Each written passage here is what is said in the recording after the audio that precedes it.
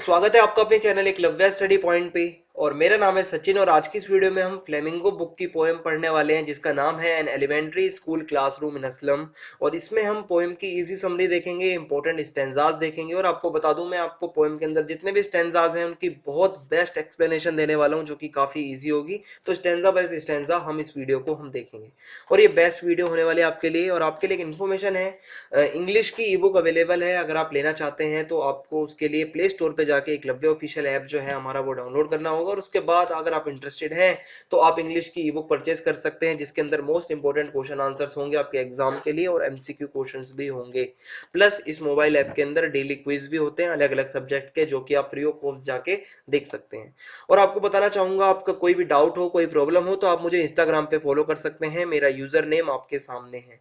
तो अब हम स्टार्ट करते हैं अपनी इस पोएम को। तो कैरेक्टर की बात करें तो मेनली इस पोएम के अंदर जो मेन कैरेक्टर्स हैं वो स्टूडेंट्स हैं। स्टूडेंट्स जो हैं वो कहाँ के हैं? स्लम्स के, जो गंदी बस्तियां होती हैं वहां के ये बच्चे हैं। और मेनली इस पूरी पोएम के अंदर में क्लासरूम के अंदर की ही चीजें देखेंगे, यानी कि क्लासरूम में ही सारे बच्चे वो बैठे होंगे। तो मेनली जो कैरेक्टर हैं वो स्टूडेंट्स हैं। अब हम इंट्रोडक्शन देख लेते हैं पोएम का।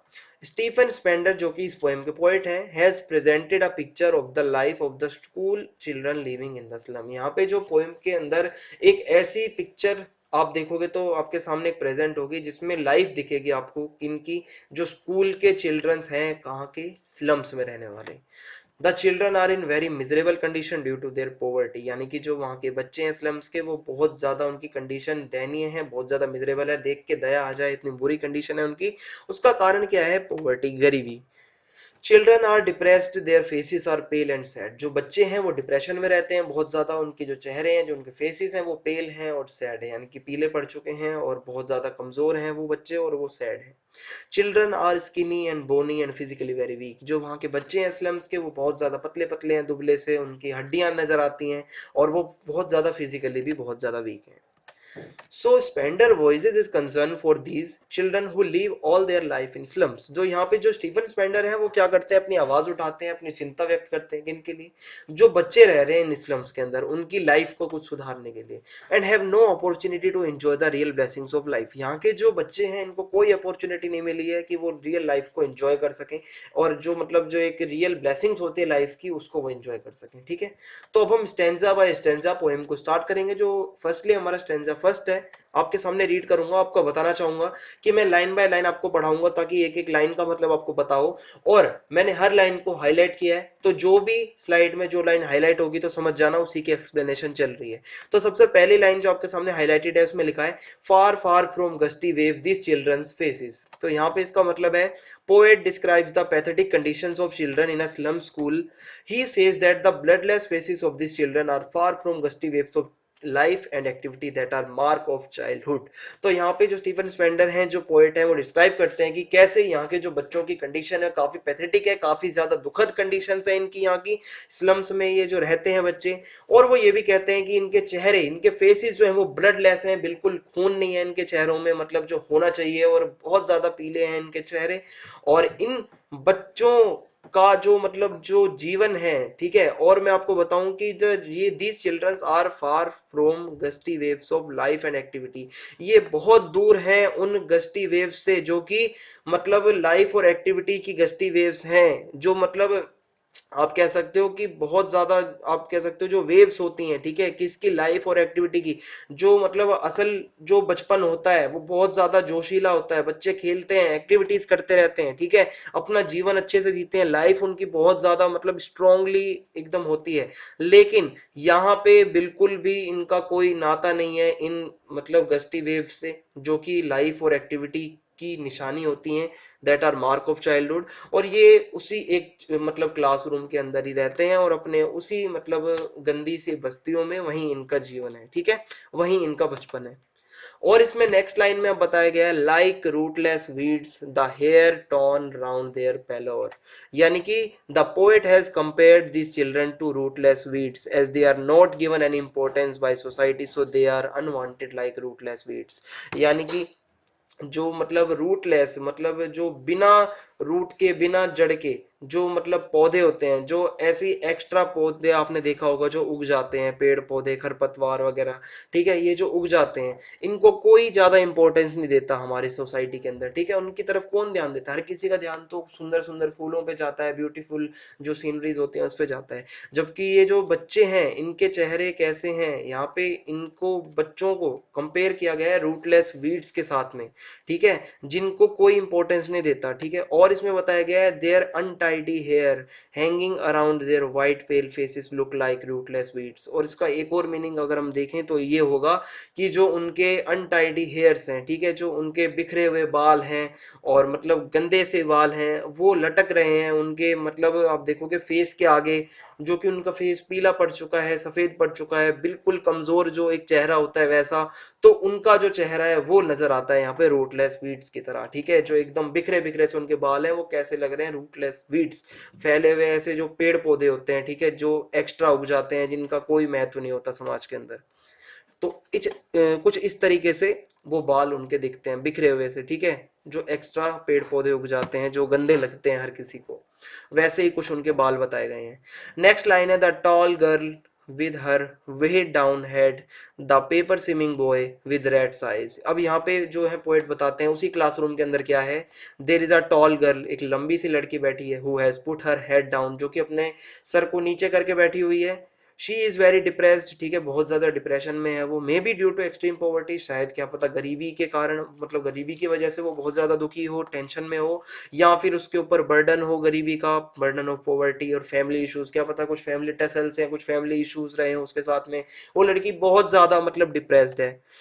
उसके बाद एक और वहां पे है, और वो कौन है? देयर इज अ बॉय, एक लड़का है वहां पे, हु इज वेरी थिन, बहुत पतला है, and has eyes which bulk out like that of a rat, यानी कि एक पतला सा लड़का कोने में बैठा है जिसकी बड़ी बड़ी आंखें हैं चूहे की तरह, ठीक है। और चूहा जैसे कि आपको पता होगा ना कि थोड़ा सा भी हम उसको आवाज देते हैं वो डर जाता है, एकदम सहम जाता है, भाग जाता है इधर उधर, तो कुछ ऐसी ही डरी डरी सी उसकी आंखें हैं चूहे की तरह, बड़ी बड़ी सी, कोने में बैठा हुआ है और वो इधर उधर देख रहा है, ठीक है। उसके बाद क्या होता है, देखिए कुछ इस तरीके से उसकी आंखें दिखती हैं। उसके बाद नेक्स्ट लाइन है the stunted unlucky heir of twisted bones reciting a father's gnarled disease his lesson from his desk at back of the dim class, one unnoted sweet and young। अब इसमें यहाँ पे बताया गया है there is one more boy who is unlucky as he had inherited a gnarled bone disease from his father। अब वो चूहे वाला लड़का था, ठीक है, उसकी बात खत्म हो गई। अब वहां पे एक लड़का और है जो कि बहुत ज्यादा अनलकी है, ठीक है, क्योंकि उसको इनहेरिटेड, मतलब उसको विरासत में क्या मिला है अपने पापा, मतलब जो अमीर लोग होते हैं उनको विरासत में क्या मिलता है? धन दौलत, बड़ी बड़ी चीजें। लेकिन ये जो स्लम्स के बच्चे हैं इनको अपने फादर से क्या मिला है? अपने फोर फादर से विरासत में, या इनको इनहेरिटेड, ये इन्होंने क्या किया है? सिर्फ और सिर्फ कुछ बीमारियां, और उनमें से एक बीमारी का नाम यहाँ पे लिखा हुआ है नाल बोन डिजीज, जो कि हड्डियों का एक मतलब डिजीज होता है, रोग होता है जिसमें हड्डियों में गांठें हो जाती हैं, हड्डियां मुड़ जाती हैं, हड्डियां ट्विस्टेड सी लगती हैं, ठीक है। तो वो बच्चा कुछ ऐसे ही है, कोने में बैठा हुआ है, और उसकी जो ग्रोथ है वो रुक गई है, growth is blocked and body remains undeveloped, उनकी उसकी जो बॉडी है वो अनडेवलप्ड है, बिल्कुल भी उसकी बॉडी का विकास नहीं हुआ है, ठीक है, और वो बहुत ज्यादा कमजोर बच्चा है, उसकी हड्डियां ट्विस्टेड हैं, और ये सारी बीमारियां उसको कहाँ से मिली हैं? अपने फोर फादर से, अपने फादर से, ठीक है। उसके बाद at the back of the class, class के बैक में, लास्ट में, एक स्वीट लिटिल चाइल्ड, एक छोटा सा प्यारा सा बच्चा बैठा हुआ है। ही हैज रिमेन्ड अननोटिस्ड, मतलब उसको कोई उसकी तरफ ध्यान नहीं दे रहा, उसको कोई नोटिस नहीं करता, because of the dim light. एक तो लाइट भी काफी डिम है क्लासरूम में, आपको बताऊं इनका बहुत गंदा है, बहुत ज्यादा डिम लाइट, गंदी दीवारें, पीली दीवारें, जिसको कहते हैं गंदगी से भरा हुआ क्लासरूम है, आपको पता होगा कैसा होता है बस्तियों के अंदर। और इसी क्लासरूम के अंदर कोने में एक स्वीट सा प्यारा सा बच्चा बैठा हुआ है जो कि अपने सपनों की दुनिया में खोया हुआ है, ठीक है, और वो खिड़की से बाहर देख रहा है, उसको कोई मतलब नहीं है क्लास में क्या चल रहा है। आगे लिखा हुआ है his eyes live in a dream of squirrels game in tree room other than this. इसका मतलब है he is dreaming of squirrels playing games on trees, वो दिन में सपने देख रहा है और खिड़की से बाहर देख रहा है कि उसको ऐसा लग रहा है कि जैसे स्क्वेरल्स जो होती हैं, गिलहरियां खेल रही हैं पेड़ों पे, खोखले पेड़ों पे, ठीक है। And he also wants to go out and play like a squirrel but can not do so. वो भी चाहता है कि इसी गिलहरी की तरह वो भी बाहर निकले, वो भी खेले, ठीक है, उसका भी जो जीवन है, उसकी जो लाइफ है वो अच्छी हो, पर वो ऐसा नहीं कर सकता, ठीक है। और क्या होता है अब देखते हैं, स्टैंजा 2 की तरफ हम आगे बढ़ते हैं। तो स्टैंजा 2 की पहली लाइन है, ऑन सोर cream walls donations Shakespeare's head. अब यहाँ पे बताया गया है द क्लासरूम विच हैज सोर क्रीम वॉल्स, मतलब जो क्लासरूम की दीवारें हैं जो वो कैसी हैं, पीली पड़ गई हैं, ठीक है, एकदम भद्दी लग रही हैं, गंदी जिसे हम कहते हैं, एकदम मैली दीवारें हैं। और they are dirty and yellow and are unpleasant, बहुत ज्यादा डर्टी हैं, येलो हैं एकदम, और किसी को भी अच्छी नहीं लगे ऐसी दीवार है वो, बहुत ज्यादा गंदी। और पिक्चर ऑफ शेक्सपियर हेड, और उसी दीवार के ऊपर एक पिक्चर लगी हुई है किसकी, शेक्सपियर के हेड की, यानी कि शेक्सपियर जो कि एक पोएट थे उनकी फोटो लगी हुई है, एक पिक्चर लगी हुई है, ठीक है। अब क्या होता है आगे देखते हैं। Cloudless at dawn, civilized dome, riding all cities, belled flory, और यहाँ पे टायरोलीज वैली। अब यहाँ पे बताया गया है एक वहाँ पे a cloudless sky at dawn, the domes of buildings, the beautiful scene of the Tyrolese valley with its beautiful flowers and bells are painted on walls. अब उन्हीं दीवारों पे कुछ पेंटिंग्स की गई हैं, उसमें से क्या क्या पेंट करके दिखाया गया है। एक तो वहां पे सुबह के टाइम का एक फोटो वहां पे पेंट कर रखा है, सुबह सुबह जब आप देखोगे ना, बिल्कुल नीला एकदम खुला आसमान होता है जहाँ पे बिल्कुल भी बादल नहीं होते, वो बनाया गया है। वहीं दूसरी तरफ द डोम्स ऑफ बिल्डिंग्स, जो कि ऊंचे ऊंचे गुंबद होते हैं बिल्डिंग्स के, ठीक है, जो सिविलाइजेशन की निशानी होते हैं, तो मतलब बहुत ज्यादा ऊंची ऊंची बिल्डिंगें वहां पे बना रखी हैं। और the beautiful scenes of Tyrolese valley with its beautiful flowers and bells are painted on walls, यानी कि जो टायरलीज वैली है ऑस्ट्रिया की, उसकी वहां पे एक सीनरी बना रखी है दीवार पे, जहाँ पे उसके अंदर के खूबसूरत जो फूल हैं उनकी फोटोज वहां पे पेंट कर रखी हैं। और जो फूल का जो शेप होता है वो कैसे होता है, बेल्स के जैसा होता है, जो टायरलीज वैली के फूल्स हैं, तो वो सब वहां पे पेंट कर रखे हैं। पर ये सब चीजें बच्चों के किन काम की, ठीक है, जिनका जीवन ही एक मतलब उस बस्ती के अंदर है, उस स्लम्स के अंदर है, उनके लिए ये किसी काम की नहीं है। But these things have no meaning for the slum children, यानी कि ये सारी चीजों का कोई मतलब नहीं बनता इन बच्चों के लिए, ठीक है। तो ये टायरलीज वैली है, ठीक है, इनके जो फूल हैं यहाँ पे, ये ऐसा कुछ पेंट किया गया है। ये डोम्स हैं, ठीक है, ऊंची ऊंची बिल्डिंग्स के, चर्चिस के, ठीक है, जो वो देखते हैं और उनको मतलब कहीं ना कहीं लगता है कि हम तो यार, हमारे किस काम का है ये सब, ठीक है, क्योंकि हमारी तो जिंदगी इसी में बीतनी है।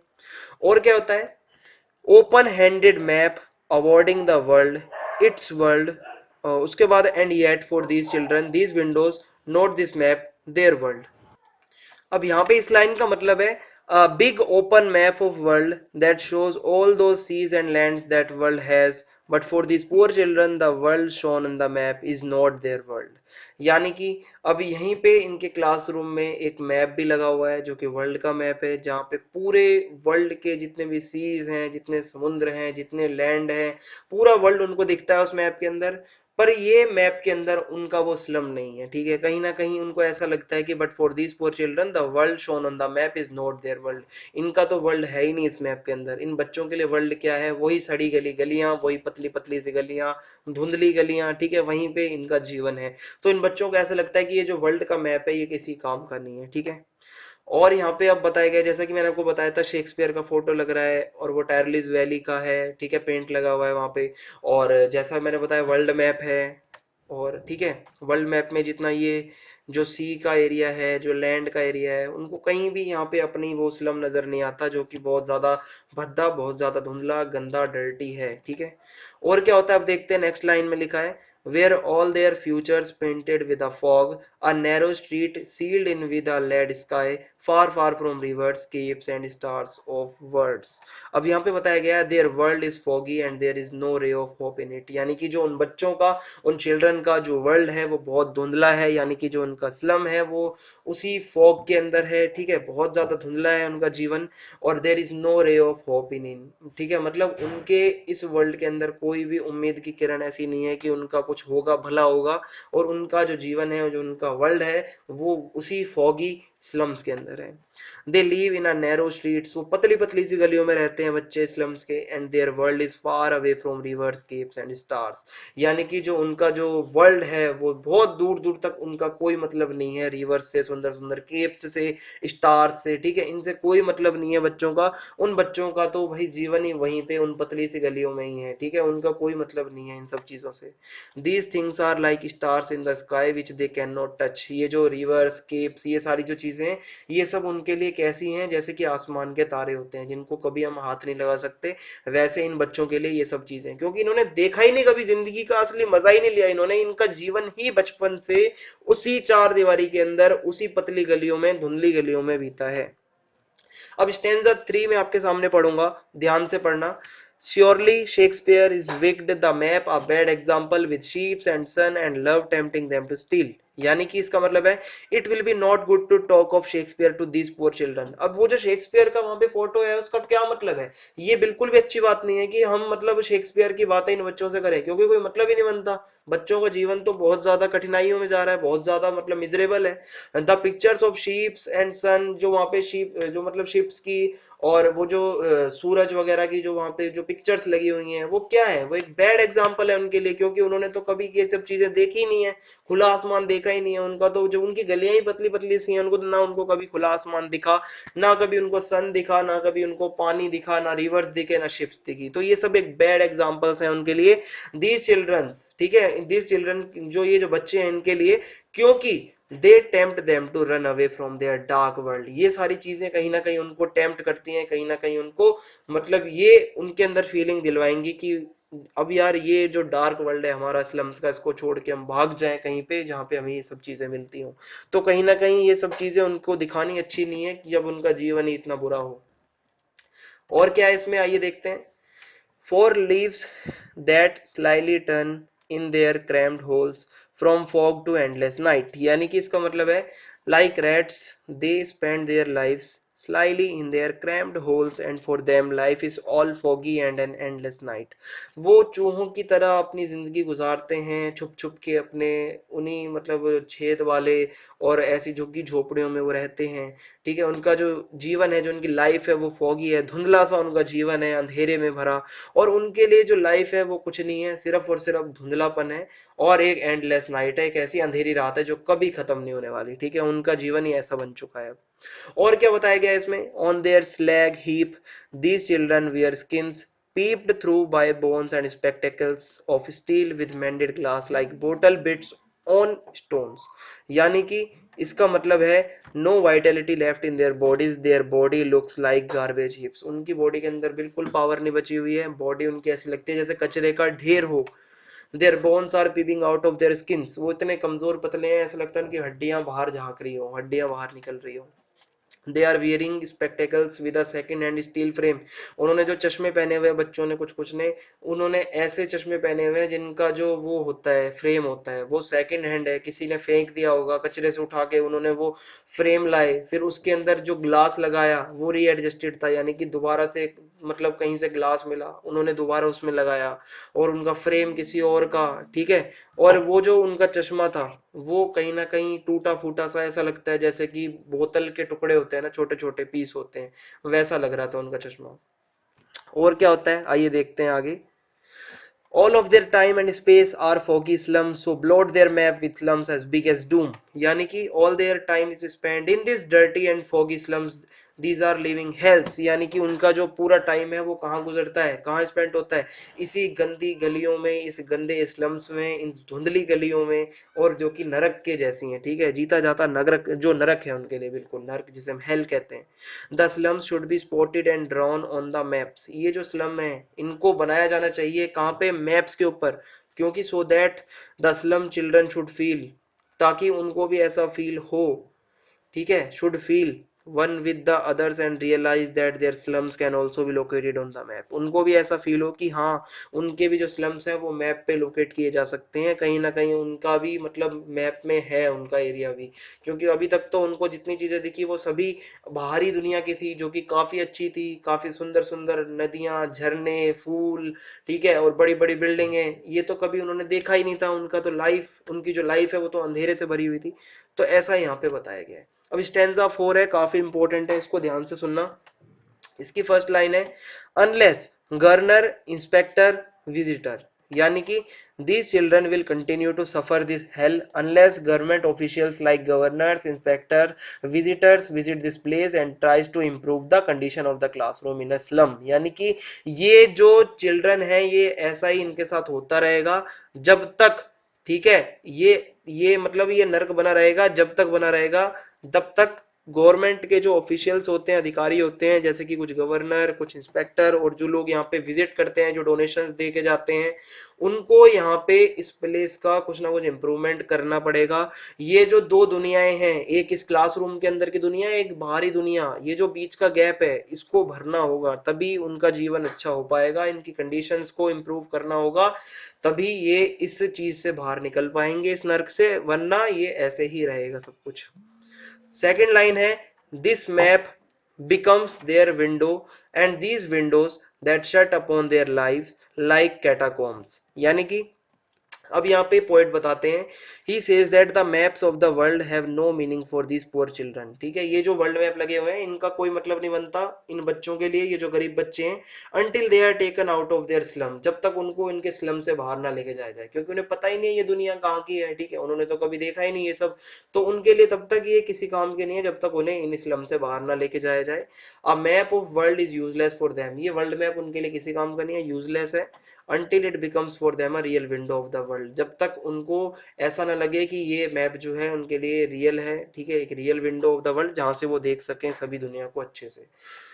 लेकिन अभी क्या है वहां पे एट प्रेजेंट जो उनकी जो खिड़कियां हैं वो कैसी हैं, their windows are only the classroom windows, उनकी खिड़कियां क्लासरूम विंडोज हैं। जब उनका क्लासरूम ही सड़ा गला है तो उनकी खिड़की के बाहर भी वही सब चीजें दिखेंगी, वही बस्तियां झुग्गियां और वही अंधेरी गलियां दिखेंगी।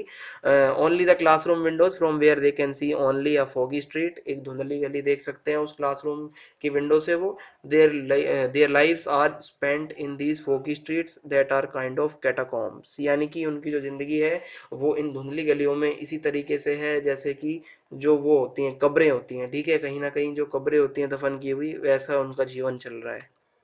अब नेक्स्ट लाइन है यहाँ पे, ठीक है, फोगी, ये आप देख सकते हैं कुछ ऐसा होता है, धुंधला। ठीक है, नेक्स्ट लाइन है break O break open till they break the town and show the children to green fields and make their world run azure on gold sands, यानी कि the poet calls upon the governor inspector and the visitor. मतलब यहाँ पे इन सबको, मतलब जो poet है वो कहते हैं गवर्नर इंस्पेक्टर और विजिटर्स को कि आओ यहाँ पे, किस लिए, ब्रेक दिस विंडोज, इन खिड़कियों को तोड़ दो जिसके बाहर सिर्फ और सिर्फ ये सब धुंधली गलियां वगैरह ये सब रहती हैं, and let this children move out where they can see green fields and where they can play on the gold coloured sand under the blue sky. यानी कि कहने का मतलब ये है, ये जो इनइक्वालिटी है, ये जो अमीर गरीब का फर्क है, ये जो दो दुनियाएं हैं, एक गरीबों की एक अमीरों की, इसका फर्क खत्म हो, ये बीच का गैप खत्म हो। कहीं ना कहीं वो इन सब की हेल्प मांगते हैं, पोएट कहते हैं कि आओ यहाँ पे इन बच्चों को बाहर निकालो इन इस्लम से, इनको मतलब कहीं ना कहीं इनके लिए भले का काम करो कुछ, ताकि ये भी उन हरी भरी हरियाली को देख सकें, खेतों को, और जहां पर वो खेल सके मिट्टी में, एक खुले आसमान, नीले आसमान के नीचे। ठीक है, ऐसा यहाँ पे अब यहाँ पे पोएट बताते हैं। आगे की लाइनें हैं and let their tongues run naked into books the white and green leaves open, यानी कि अब यहाँ पे the poet visualise freedom for this children. अब यहाँ पे पोएट कहते हैं कि इन बच्चों को कुछ आज़ादी मिलनी चाहिए, कुछ फ्रीडम मिलनी चाहिए, और पोएट कहते हैं he wants a care free life where they get economic and social justice. Poet चाहता है कि इन स्लम्स के चिल्ड्रन को एक ऐसी लाइफ मिले, केयर फ्री लाइफ मिले, जहां उनको कोई टेंशन लेने की जरूरत ना हो, उनको इकोनॉमिक और सोशल जस्टिस मिले, उनको न्याय मिले, उनके साथ अन्याय ना हो कहीं भी। ठीक है, where they have the right to be happy, जहां उनको मतलब खुश रहने का अधिकार मिले। ठीक है, हमेशा खुश रहें। This slum children should be able to enjoy the fundamental right of education, वो भी एजुकेशन का जो फंडामेंटल हमारा राइट होता है उसको एंजॉय कर पाए। अगर ये सब नहीं होता तो their lifes will be miserable, उनकी लाइफ ऐसी ही रहेगी, दुखद, दयनीय और मिजरेबल। ठीक है, नेक्स्ट लाइन है अब आपके सामने, history their whose language is the sun, यानी कि यहाँ पे मतलब बताया गया है the people who strive for knowledge, यानी कि जो कोशिश करते हैं नॉलेज लेने की, are the ones who create history, वही हिस्ट्री बनाते हैं। ठीक है, और the ones who are let free are the ones who will create history, जो आजाद रहेंगे जो किसी की गुलामी में नहीं जिएंगे, जो हमेशा आजाद रहेंगे, वही इतिहास रचेंगे, ठीक है। और only those people make history who have warmth and strength of the sun, जिनके अंदर सन जितनी स्ट्रेंथ होगी और जिनके अंदर वो जोश होगा कुछ कर दिखाने का, सिर्फ वही लोग होते हैं जो हिस्ट्री बनाते हैं, ठीक है। तो यहाँ पे हमारी एक्सप्लेनेशन खत्म होती है। अब आपको कुछ इंपॉर्टेंट क्वेश्चंस दे देता हूँ टास्क के लिए, ज्यादा नहीं दूंगा, 2-3 दूंगा, आप उसको लिख के मुझे इंस्टाग्राम पे जरूर भेजना। बाकी जल्दी ही मैं इंपॉर्टेंट सीरीज लाऊंगा पोएम्स के stanza by stanza important questions की भी, तो आपको कोई टेंशन लेने की जरूरत नहीं है, आपका काम सारा हो जाएगा। फर्स्ट क्वेश्चन है आपके सामने, why is the tall girl's head weighed down, यानी कि वो जो लंबी लड़की थी उसका सर नीचे क्यों झुका हुआ था, मैंने आपको बताया है। How is the atmosphere inside an elementary slum classroom different from the outside, ठीक है, वन आउटसाइड इट, जो अंदर का एटमॉस्फेयर कैसा है आपको बताना है और बाहर का कैसा है। थर्ड क्वेश्चन है, what does the poet want for the children of the slums, how can their lives be made to change, उनकी लाइफ को कैसे बदला जा सकता है और वो पोएट जो है वो क्या चाहते हैं इन स्लम्स के बच्चों के लिए। 3 क्वेश्चन है, अच्छे से करके आप मुझे बता देना है, इनका आंसर भी आपको पोएम की इस वीडियो के अंदर ही मिल जाएगा जो मैंने आपको बताया है। तो कमेंट में जरूर बताना कि आपको वीडियो कैसी लगी, और चैनल को सब्सक्राइब करना बिल्कुल भी ना भूलें, बेल आइकन दबा दें ताकि आने वाले वीडियोस के अपडेट आपको मिलते रहें। जय हिंद, जय भारत, धन्यवाद।